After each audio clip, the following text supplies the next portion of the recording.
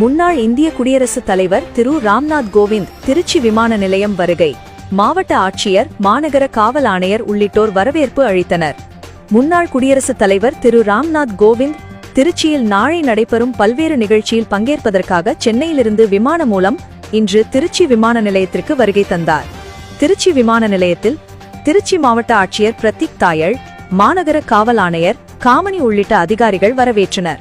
இதனைத் தொடர்ந்து திருச்சி விமான நிலையத்திலிருந்து சாலை மார்க்கமாக மாவட்ட ஆட்சியர் சாலையில் உள்ள நட்சத்திர விடுதியில் ஓய்வெடுக்கிறார். நாளை காலை மத்திய பேருந்து நிலையம் பகுதியில் உள்ள முத்தரையர் மணிமண்டபத்தில் மரியாதை செலுத்துகிறார். இதனைத் தொடர்ந்து 108 வைணவ திருத்தலங்களில் முதன்மையானதும் பூலோகம் வைகுண்டம் என போற்றப்படும் ஸ்ரீரங்கம் ரங்கநாதர் கோயிலுக்கு சாமி தரிசனம் செய்கிறார். அதனைத் தொடர்ந்து பஞ்சபூத ஸ்தலங்களில் நீர் ஸ்தலமான அருள்மிகு ஜம்புகேஸ்வரர் அகிலாண்டேஸ்வரி கோயிலுக்கு தரிசனம் செய்கிறார்.